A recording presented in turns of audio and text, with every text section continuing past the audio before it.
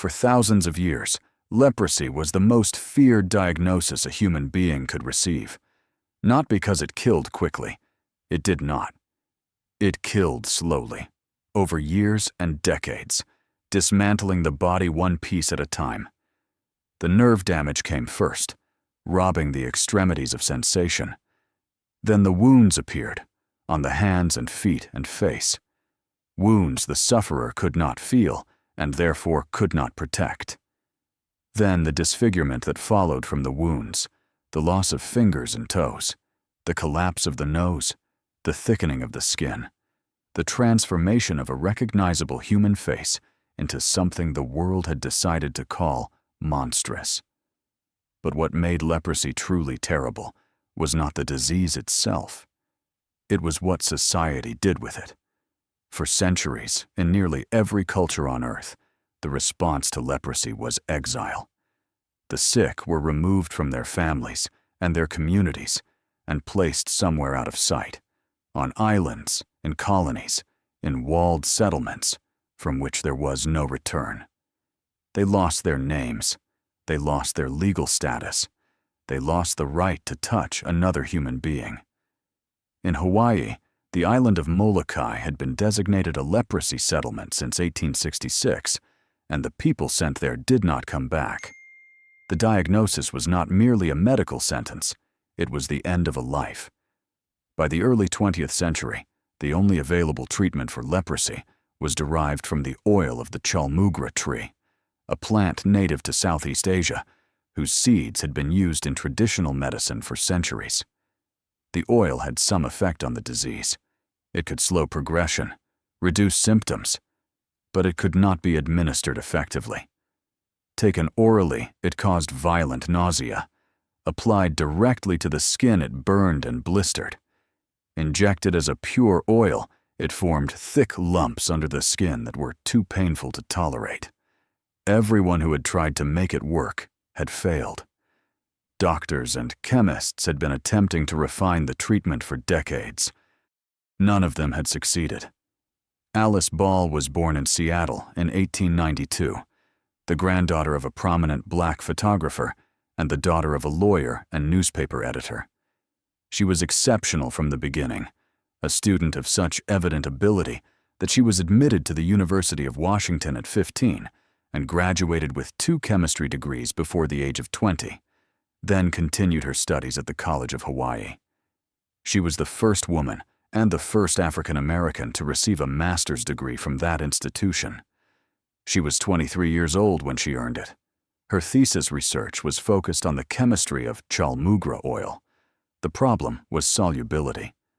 Pure chaulmoogra oil did not dissolve in water, which meant that when injected, it pooled and clumped rather than dispersing through the tissue and entering the bloodstream where it needed to go. Alice Ball understood the chemistry. She identified the specific fatty acid compounds in the oil that were responsible for its therapeutic effect, developed a process to isolate them, and created a water-soluble form that could be injected safely and absorbed into the body. The solution she produced was not a refinement of previous work. It was a fundamental rethinking of the problem, achieved through precise, methodical laboratory work that required both technical mastery and genuine scientific imagination. She was 23 years old. She had solved a problem that had defeated every chemist who had attempted it for decades. The results were immediate and extraordinary. Leprosy patients who received Alice's injectable preparation showed improvement that no previous treatment had produced. The symptoms retreated. The progression slowed. In some cases, the improvement was dramatic enough that patients who had been confined to the settlement were able to leave. They went home. They returned to their families. For the people who had been diagnosed with leprosy in Hawaii in the early 20th century, this was not a medical improvement. It was the difference between a living death and a life. The exile that had defined the disease for decades, the colony on Molokai, the removal from everything that made a human life, was suddenly, for the first time, reversible. Alice Ball had not merely improved a treatment. She had broken what had seemed like an unbreakable sentence. She continued her research through 1915, refining and improving the preparation. She was planning to pursue a doctoral degree. She had a future in chemistry that, by any measure, should have been exceptional. In late 1915, she became ill. She had been working extensively with chlorine compounds in her laboratory, and the illness she developed was consistent with chlorine gas exposure. She went home to Seattle to recover. She was 24 years old. She died on December 31st, 1916. She left behind no published work of her own. The notes and preparations she had developed existed in the laboratory at Kalihi Hospital in the hands of the people she had worked with. One of those people was Arthur Dean, the president of the College of Hawaii.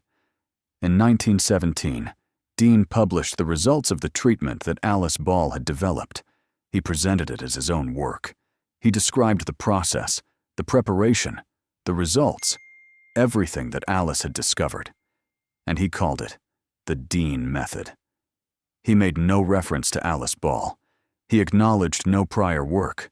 He simply replaced her name with his own and presented her discovery to the world as his discovery. The medical community accepted it without question. Why would they not? He was the president of the college. He was a white man of standing. She was a 24-year-old black woman who had died and left no published record of her priority. There was nothing in the structures of 1917 American science that would prompt anyone to ask whether the attribution was correct. The Dean method was used for decades as the standard treatment for leprosy. Throughout the 1920s and into the 1930s, patients received Alice Ball's injectable preparation, while the name on the treatment was Arthur Dean's. The cure that had allowed people to go home to their families bore the name of the man who had stolen it. Harry Holman, the doctor who had worked directly with Alice, did not accept this. In 1922, he published a paper explicitly crediting Alice Ball as the originator of the method and providing a detailed account of her work. It was a direct, unambiguous correction of the historical record. The paper was ignored. Science moved on. The Dean method remained the Dean method. By the 1940s, chaulmoogra oil treatments had been superseded by more effective drugs. Alice Ball's contribution became a historical footnote within a historical footnote, a treatment that had mattered enormously for a period, then been replaced, developed by a person whose name had already been erased from it. She was forgotten twice, once by theft, once by progress. For nearly 90 years, Alice Ball did not exist in the history of medicine. The story of the treatment of leprosy in the early 20th century was told without her. The history of chemistry at the University of Hawaii was written without her. The story of what happened to the patients at Kalihi Hospital, the people who had been able to go home because of her work, was told without her name in it. In 2000, a researcher named Paul Vermeger and a colleague named Tom Shintani published a paper bringing Alice Ball's story back into the historical record.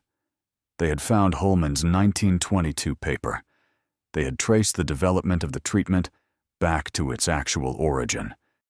They had reconstructed, from the fragments that survived, the work that Alice had done in 1915 and the theft that had followed. The University of Hawaii responded. A portrait of Alice Ball was installed in the university's art gallery. A plaque was placed on the campus recognizing her contribution.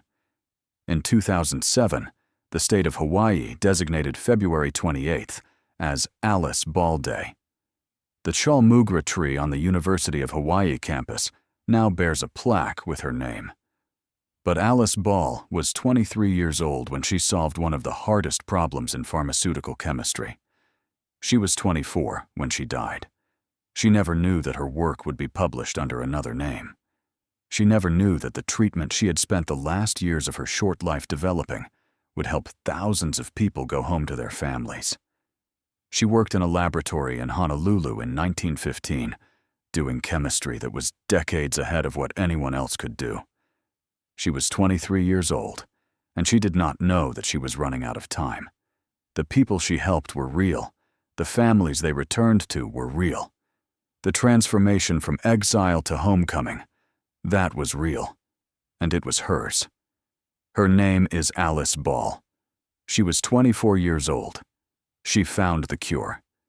It took the world 90 years to learn to say her name. It should say it now.